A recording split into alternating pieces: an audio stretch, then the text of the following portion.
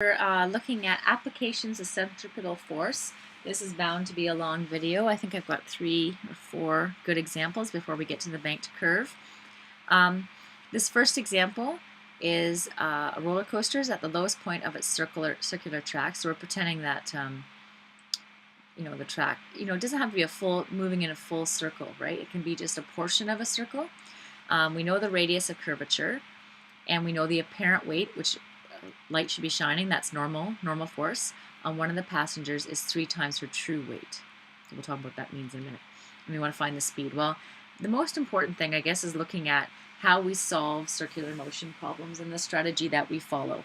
As most of the time we do with forces in physics, we draw a Fourier body diagram. You want to look at the situation of what force is causing the circular motion. Choose a positive direction, which should be towards the center of your circle.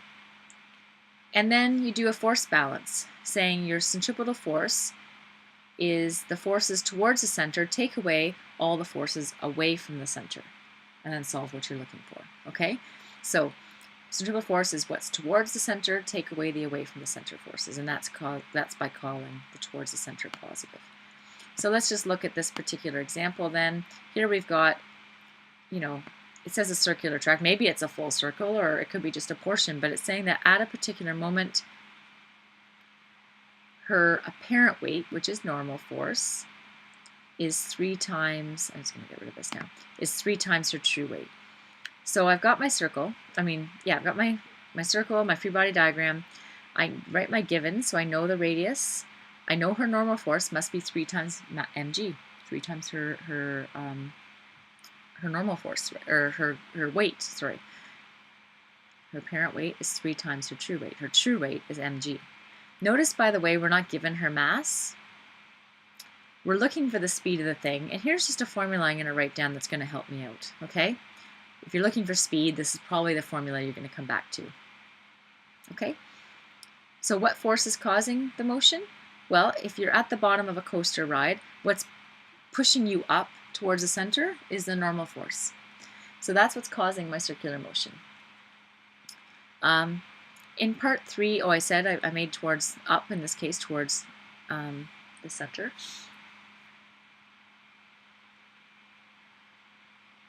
And by the way, I know it's at the lowest point of the track, so I knew she was down here based on that. Okay, so number 3 says do a force balance where Fc equals towards the center forces minus the away from the center forces. Fc also equals MAC, right? Mass times centripetal acceleration. So my towards the center force is Fn, and Fg is away. Fg is what's holding her down. So MAC, which is my centripetal force, is the normal minus just mg, gravity. So MAC, that equals 2 mg, right? 3 minus 1. And so then I can solve for AC is equal to 2 times 9.8 because the m's cancel, okay? So you should hopefully, you can trust me by now. I hope you trust me by now that if I didn't give you a mass, you don't need it, okay? And that's the case here. Mass cancels. So her centripetal acceleration is 2 g's, okay? And we can then solve for v, saying that AC, right? AC is v squared over r. Then you just substitute and solve. 21 meters per second is her speed, which is a pretty good number for a roller coaster. That's, about 80 kilometers per hour, right? That's fast, but it's the bottom of a hill, probably, is what's going on there. And yeah, that's the first example. Moving on. If you need, just please pause if you need to. Second example. Here is an object of mass that, to me, this would be me spinning my keys on a lanyard. That's how I picture this question. So imagine spinning your keys on a lanyard in a vertical circle, okay? And so you've got the top. It's asking for the tension at the top, the bottom, and halfway. And so, example would be the keys at the end of my lanyard. So the information we know is the mass. You always generally assume like the lanyard itself or whatever it is has no mass. We know the R, it's given in the question, as 1.3 meters. It's right in the question. For some reason, we know the speed to be 6 meters per second, so we just want to find tension. Okay, so how do we do that? Well, if you look at the top, let's draw a picture. What forces are acting on your keys? Well, at the top you've got your tension pulling down and gravity. Oh, gravity's always down, right? And the tension is the tension in the lanyard, so it would be down as well. Just a quick thing. If you probably picture this. Imagine spinning your keys on a lanyard in a circle, and if you don't quite get going fast enough, they collapse, they fall, right? That's because, and at that point where they collapse, your tension would be 0. So there is a minimum tension you can have, but if you know your speed is 6 meters per second, okay, then we're going to assume there's some tension there. We're going to calculate what it is. So remember we say that centripetal force is the sum of the forces towards the center. So that's, in this case, gravity plus tension.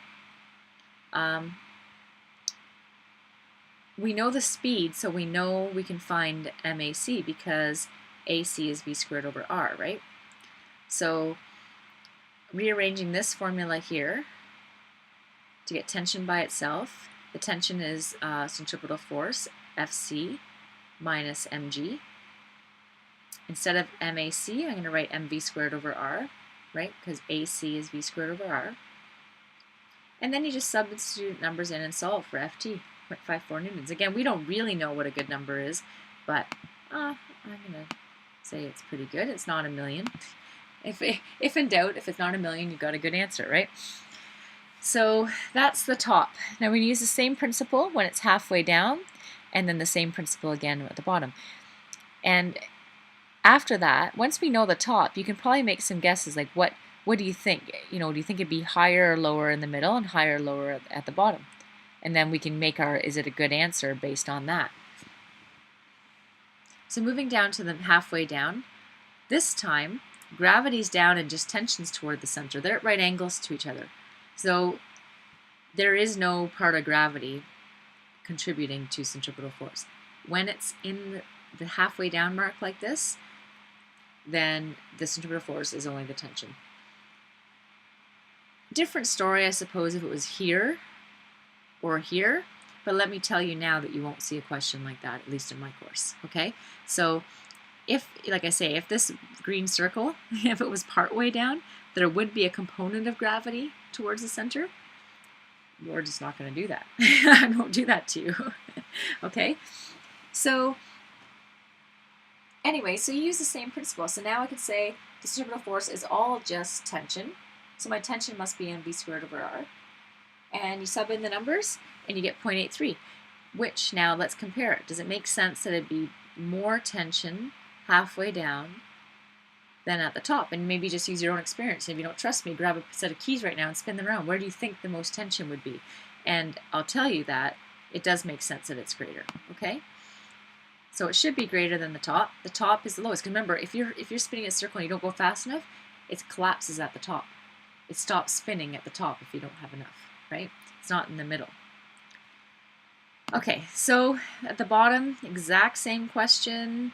Everything's the exact same, except free body diagram, tension's up, gravity's down. So now my center seeking force is, remember I said it's towards the center, subtract away from the center? So this time, it's tension minus gravity. And then you substitute MAC as FC, tension minus mg, get FT by itself. And this time, FT by itself is the sum of centripetal force plus gravity. It's a bigger number. It should be a bigger number. You can plug in the numbers, solve, and you know, again, if you just actually did it and think about it a little bit, you would feel the biggest tension when it's at the bottom. It's sort of working against gravity, whereas at the top, it's working with gravity, and gravity sometimes takes over. Okay, so there's another example, and let's do some more. Let's just keep on going. I think this is the last one I'm going to check. Nope. I might stop then, 10-minute video. I might stop here, and we'll do the last 3 examples in the second, in a second video.